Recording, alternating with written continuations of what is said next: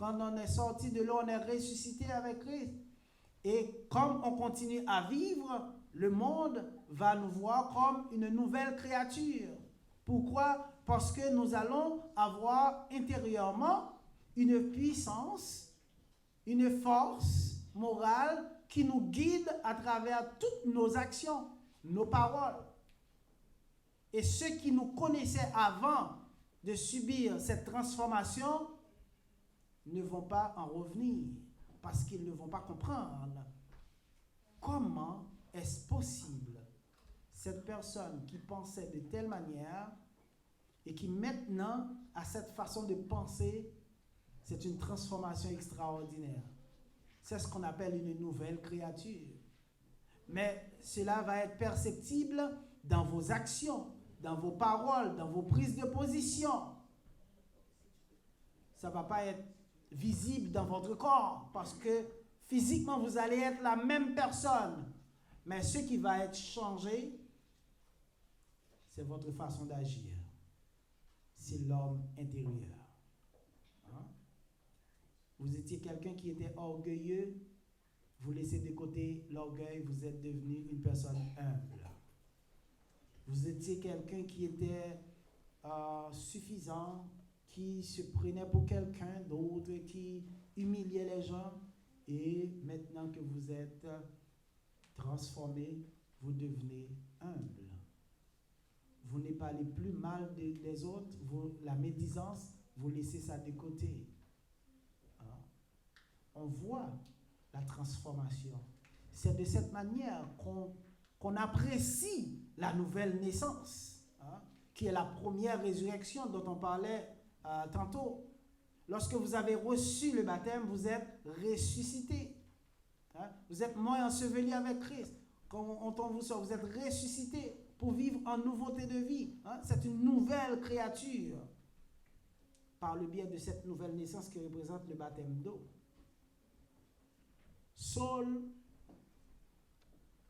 le personnage le plus important du texte ici, avant sa conversion, travaillait pour le Sanhédrin, hein, avait beaucoup de pouvoir, il persécutait les chrétiens, il les arrêtait, tous ceux qui ne partageaient pas la même foi que lui, il les pourchassait, non seulement dans sa ville, mais dans les villes étrangères. Il allait jusqu'à Damas, Syrie, pour les arrêter.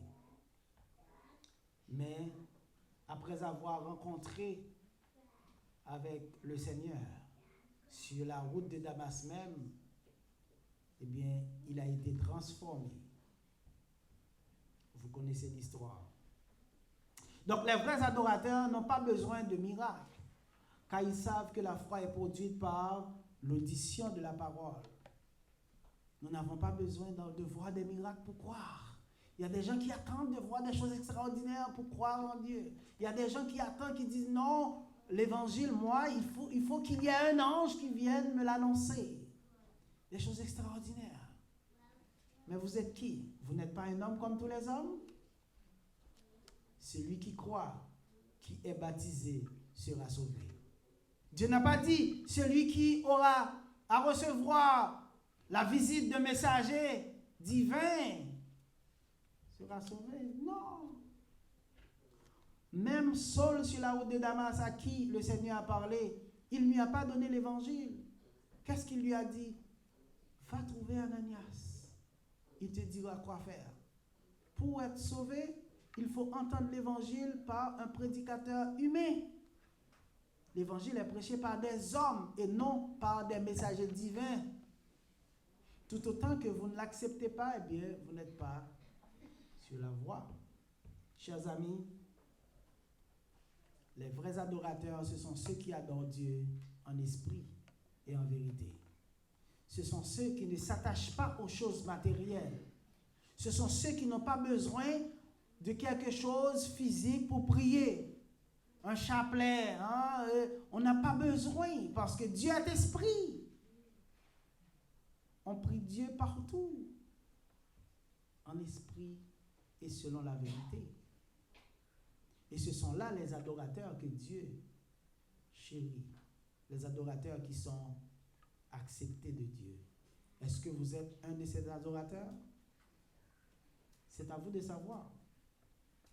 Mais si vous ne l'êtes pas encore, il y a encore du temps puisque vous êtes vivant. Vous pouvez accepter l'évangile. Parce qu'il y a le processus qui est mis en place.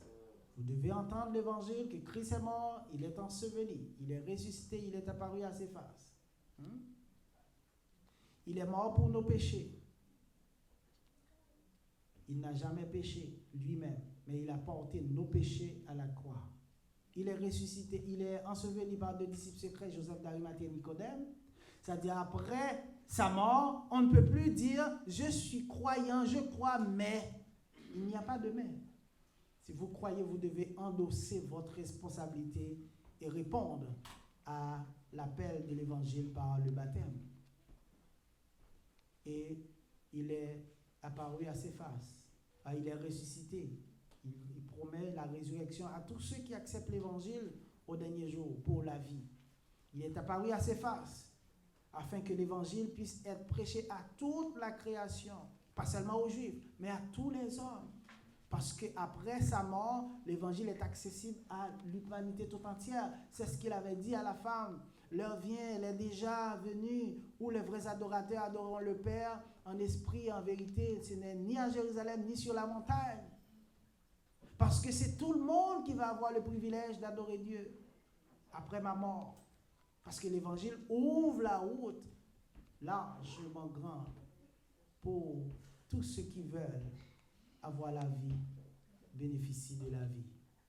Chers amis, si quelqu'un croit que Jésus-Christ est le Fils de Dieu et voudrait être ajouté à l'ensemble dans un seul lieu pour faire partie des vrais adorateurs, le moment est propice. Nous avons des frères pour vous aider. Si vous l'avez déjà fait, parfait. Continuez à persévérer. Parce que c'est seulement ceux qui restent dans la cause jusqu'à la fin qui vont remporter la victoire finale. Qu'il en soit ainsi pour vous. Mettez-vous debout pour terminer.